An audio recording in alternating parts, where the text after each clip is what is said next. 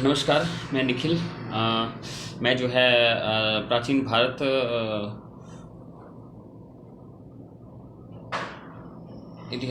प्राचीन भारत का इतिहास के कुछ फैक्ट्स या उन जो टॉपिक प्राचीन भारत में है उनको जो है एक शॉर्ट टॉपिक और फैक्ट्स लेके जो है आपके सामने आया है। मैं बहुत दिनों से सोच रहा था कि नोट्स तैयार किए जाएं और उन्हें जो है मतलब स्टूडेंट तक पहुंचाया जाए जो उनके लिए जो है फ़ायदेमंद हो। तो आज हम प्राचीन इतिहास में सबसे पहले अपना पहला टॉपिक जो है सिंधु घाटी सभ्यता के बारे में पढ़ेंगे। तो शुरू करते हैं। सिंधु घाटी सभ्यता का जो कालक्रम है उसमें जो है बहुत से विद्वानों में मतभेद हैं, परंतु फिर भी जो है जो एक मान्य तिथि है उसके अनुसार जो है सिंधु घाटी सभ्यता का जो काल निर्धारण समय है जिसे रेडियो कार्बन विधि के द्वारा जो है निकाला गया है उसे जो है 2350 से 1750 BC जो है माना गया है। सिंधु घाटी सभ्यता सर्वप्रथम जो है 1826 में चार्ल्स मेंसन के द्वारा जो है सिंधु घाटी सभ्यता के बारे में जानकारी मिली। उसमें जो है भारत में जो है रेल के निर्माण का कार्य जो है जोरों से चल रहा था और अंग्रेज़ों को जो है रेल की ज़्यादा आवश्यकता थी।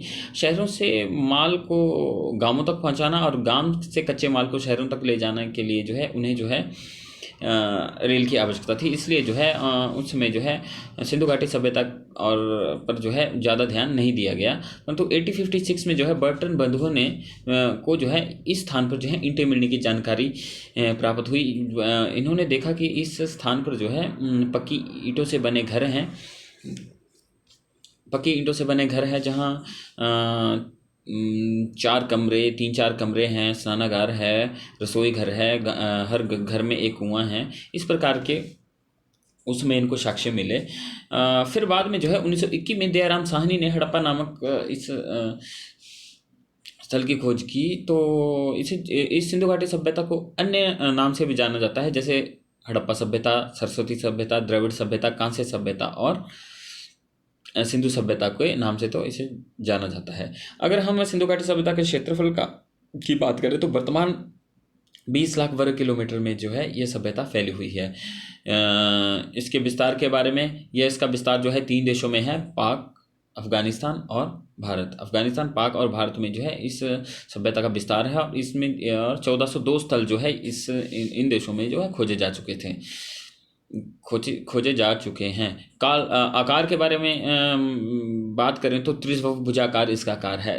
एग्जाम में सीधा क्वेश्चन आता है कि हड़प्पा सभ्यता का जो आकार है, सभ्यता का आकार है वो किस तरह का है, तो इसका आकार जो है त्रिभुजा आकार है। कालक्रम का बात हमने पहले भी की कि रेडियो कार्बन के द्वारा जो है 2350 से 1750 BC को जो है इसका निर्धारण समय माना गया है। और निर्माताओं की बात करें तो सिंधु घाटी सभ्यता के जो निर्माता थे वो भूमध्य सागरीय थे, द्रविड़ थे। आगे हम बातें करते हैं कि सिंधु घाटी जो सभ्यता थी उसके महत्वपूर्ण स्थल। तो प्रथम स्थल है हड़प्पा जो स्थल है उसकी खोज जो है दयाराम साहनी ने की थी। हड़प्पा जो है पाकिस्तान के रावी नदी के किनारे स्थित है। हड़प्पा में जो है सिंधु सभ्यता के जितने भी स्थल हैं उन्हें जो है 2 भागों में बांटा गया था, पूर्वी टीला और पश्चिमी टीला। हम हर स्थल में ऐसा पढ़ेंगे, पूर्वी टीले और पश्चिमी टीले के मतलब जो हड़प्पा स्थल था वो 2 भागों में विभाजित था, एक पूर्वी टीला और पश्चिमी टीला। जो पूर्वी टीला था उसे नगर कहा जाता था और जो पश्चिमी टीला था उसमें जो है दुर्ग स्थापित था या किला स्थापित था। जो पूर्वी टीला था इसमें जो है गरीब लोग, मजदूर लोग और निम्न जाति के लोग रहा करते थे, और जो पश्चिमी टीला था ये जो है थोड़ी ऊंचाई पर स्थित था और यहाँ दुर्ग और किले हुआ करते थे। यहाँ जो है अमीर राजा और नवाब लोग रहा करते थे। इसमें जो है किले और पश्चिमी टीले को जो है सुरक्षा प्राचीर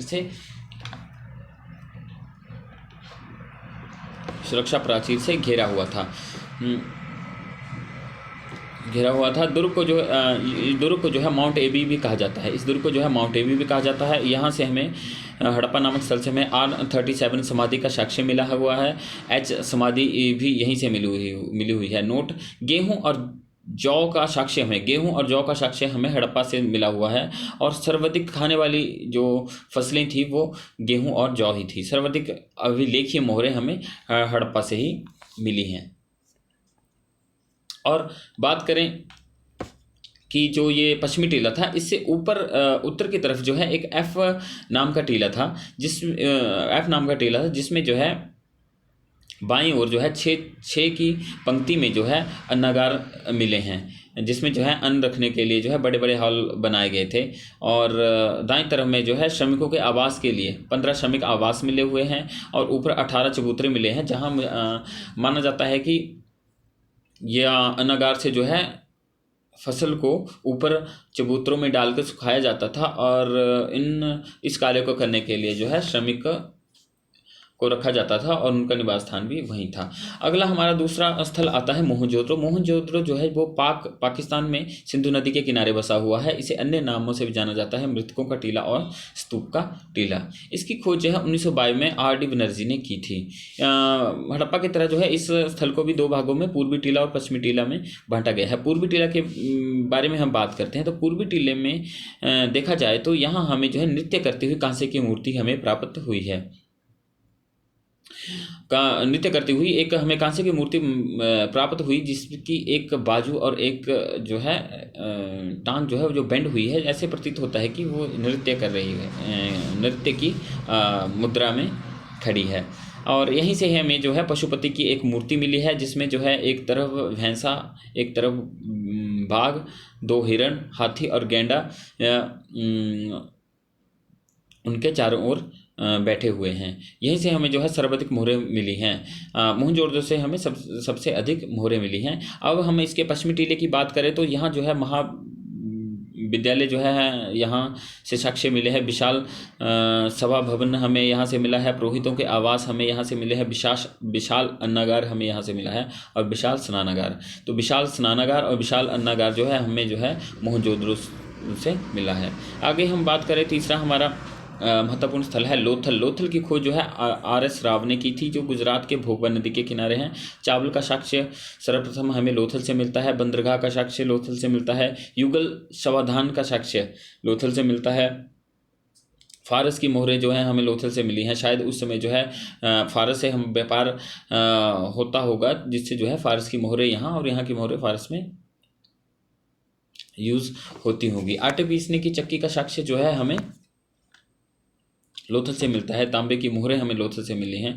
इसका पूर्वी और पश्चिमी टीला एक ही सुरक्षा प्राचीर से घिरा हुआ है। पीछे हमने देखा कि जो पश्चिमी टीला था वही जो है सुरक्षा प्राचीर से घिरा होता था, परंतु लोथल एकमात्र स्थल था जिसका पूर्वी और पश्चिमी टीला एक ही प्राचीर से घिरा हुआ था। अग्निकुंड और मनके बनाने के साक्ष्य हमें मोहनजोदड़ो से मिले हैं। अगला हमारा स्थल है कालीबंगा। कालीबंगा जो काले रंग की चूड़ियाँ, जिसका शाब्दिक अर्थ है काले रंग की चूड़ियाँ। जो कालीबंगा जो है इसे याद रखने शाब्दिक अर्थ काले रंग की चूड़ियाँ हैं। जो कालीबंगा जो है राजस्थान घग्गर नदी के किनारे बसा हुआ है। जुते हुए खेत का साक्ष्य हमें कालीबंगा से मिला हुआ है, और ये कालीबंगा राजस्थान में है। और यहाँ जो है चने के दाने के साक्ष्य मिले हुए हैं। ऊंट की हड्डियों का साक्ष्य हमें कालीबंगा से मिला हुआ है। अग्निकुंड के साक्ष्य भी हमें कालीबंगा से मिला है। लोथल और कालीबंगा से हमें अग्निकुंड के साक्ष्य मिलते हैं। ये क्वेश्चन जो है सीधा एग्जाम में आता है कि किन दो स्थानों में जो है अग्निकुंड के साक्ष्य मिलते हैं। तो लोथल और कालीबंगा में हमें अग्निकुंड के साक्ष्य मिलते हैं। पूर्वी टीले में दुर्ग का साक्ष्य मिला है। हाँ, पीछे हमने देखा कि पश्चिमी टीले में जो है दुर्ग पाए जाते थे, परंतु कालीबंगा एक ऐसा स्थल था जिसमें पूर्वी टीले पर भी दुर्ग का साक्ष्य मिलता है। और यहाँ जो है नक्काशीदार और अलंकृत ईंटें मिली हुई हैं। ईंटें जो हैं उन्हें जो है मतलब एक सांचे में अलंकृत करके बनाया जाता था। अगला स्थल है धौलावीरा। धौलावीरा जो है ये पाक में स्थित है और सिंधु नदी के किनारे है। ये एकमात्र नगर है जिसे 3 भागों में विभाजित किया गया था। पूर्वी टीला, मध्य टीला और पश्चिमी टीला 3 भागों में विभाजित किया गया है। धौलावीरा एक ऐसा स्थल था जहाँ जल प्रबंधन प्रणाली जो है सबसे अच्छी थी, उत्तम थी। और यहीं से हमें जो है 16 बड़े तालाबों और 2 नहरों के साक्ष्य भी मिले हैं। धौलावीरा से हमें जो है 10 अक्षरों वाली नेम प्लेट का साक्ष्य मिला है। स्टेडियम का साक्ष्य भी हमें धौलावीरा से मिला है। आगे हमारा स्थल है चनहुद्रो। चनहुद्रो जो है पाक और ये सिंधु नदी के किनारे है, पाकिस्तान में स्थित है। यहाँ किसी भी भाग में दुर्ग नहीं था। चनहुद्रो एक ऐसा स्थल था जहाँ किसी भी भाग में जो है दुर्ग नहीं था। यहाँ कुत्ते के साथ बिल्ली का पीछा करते हुए के चिन्ह मिले हैं। ये क्वेश्चन जो है एग्जाम में सीधे आता है कि किस स्थल से हमें जो है कुत्ते के द्वारा बिल्ली का पीछा करते हुए के चिन्ह या साक्ष्य मिले हुए हैं। तो चन्हुदड़ों से हमें ये साक्ष्य मिले हैं। लिपस्टिक, इत्र और कंघा के साक्ष्य हमें चन्हुदड़ों से मिले हैं। यहाँ मनका और मोती बनाने का कारखाना और खिलौना निर्माण केंद्र भी था चन्हुदड़ों में। बनाबली जो हरियाणा हिसार और घग्गर नदी के किनारे बसा हुआ है। यहाँ अच्छी किस्म के जौ और सर्वाधिक जौ का साक्ष्य हमें बनाबली से मिलता है। सर्वाधिक जौ का साक्ष्य और अच्छे किस्म के जौ का साक्ष्य हमें बनाबली से मिलता है। जल की निकासी का अभाव सबसे अच्छा उत्तम जल प्रबंधन प्रणाली जो है धौलावीरा की थी और जल निकासी का अभाव जो है बनाबली में था। मिट्टी का हल जो है हमें बनाबली से ही मिला है। आगे बात करें तो अगला स्थल हम आता है राखीगढ़ी। राखीगढ़ी जो है हरियाणा घग्गर नदी के किनारे हैं। राखीगढ़ी एकमात्र भारत में स्थित इस सभ्यता का सबसे बड़ा नगर था। राखीगढ़ी भारत में स्थित इस सभ्यता का सबसे बड़ा नगर था। सूरकोतरा, यहाँ जो है हमें घोड़े के अस्थिपिंजर मिले हैं। एग्जाम में क्वेश्चन आता है कि घोड़े के अस्थिपिंजर हमें निम्न में से किस स्थानों में मिले हैं? राखीगढ़ी, सूरकोतरा, हड़प्पा, मोहनजोदड़ो। तो घोड़े के अस्थिपिंजर का जो साक्ष्य है वो हमें सूरकोतरा से मिले हैं। रंगपुर में हमें चावल का साक्ष्य मिला है जो गुजरात में स्थित है। रंगपुर गुजरात में स्थित है। रोपड़ पंजाब में स्थित है। मानव के साथ कुत्ते दफनाने का साक्ष्य हमें रोपड़ से मिला है। और सर्वप्रथम आज़ादी के बाद खोजा गया स्थल जो रोपड़ था। अलीमुरा जो पाकिस्तान में है, यहाँ हमें जो है ग्रामीण स्कूल का साक्ष्य मिला है। नौमेरा जो पाकिस्तान में स्थित है, यहाँ हमें सिंदूर का साक्ष्य मिला है। दाइमाबाद महाराष्ट्र, यहाँ से हमें तांबे की बनी गाड़ी का बारे में पता चला। महत्वपूर्ण विशेषताओं के बारे में बात करें तो सिंधु घाटी सभ्यता की बहुत सी महत्वपूर्ण विशेषताएं हैं। इसका सामाजिक जीवन, धार्मिक जीवन, आर्थिक जीवन, इनकी लिपि किस प्रकार की थी, इस बारे में चर्चा करते हैं। तो इसकी महत्वपूर्ण विशेषताएं इस प्रकार थी। जो सिंधु घाटी सभ्यता थी, इनकी जो सभ्यता थी यह शहरी और नगरी सभ्यता थी। नगर नियोजन और जल निकासी के लिए ये जो है मानी जाती थी। घरों में दरवाजे जो है पीछे की ओर खुलते थे। अब लोथल अपवाद है। घरों के दरवाजे जो थे वो अंदर की ओर, मतलब सड़क से पीछे की ओर खुलते थे, परंतु लोथल एकमात्र स्थल था जिसके दरवाजे जो थे वो बाहर की ओर सड़कों की तरफ खुलते थे। प्रत्येक घर में 3 या 4 कमरे हुआ करते थे। एक रसोई घर होता था, स्नानागार होता था और कुआं होता था। घरों को इस तरह बनाया गया था कि कोई भी बाहर से आने वाला व्यक्ति जो है सीधा घर में नहीं इंटर कर पाता था।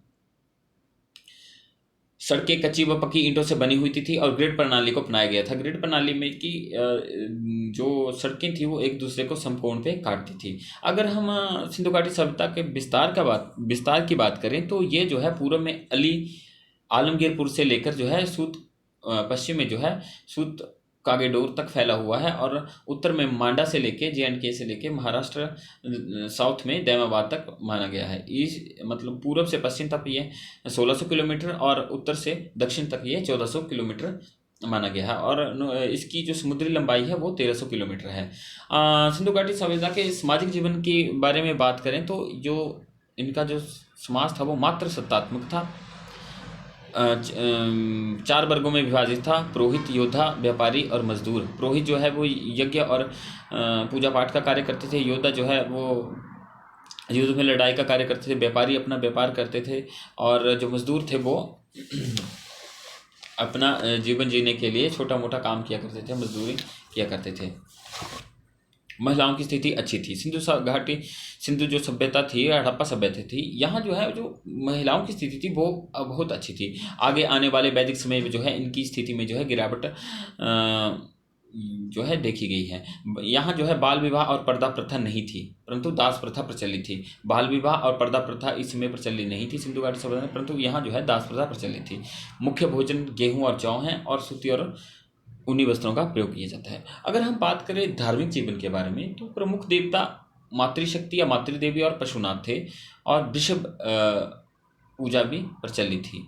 अन्य देवताओं की बात करें तो अग्नि, जल, पीपल, नाग, लिंग की पूजा होती थी। मंदिर का साक्ष्य नहीं मिला है हमें। यहाँ जो है बहुत से देवी देवताओं और के बारे में जानकारी मिलती है, परंतु हमें जो है सिंधु घाटी सभ्यता में जो है किसी भी मंदिर का साक्ष्य नहीं मिला है।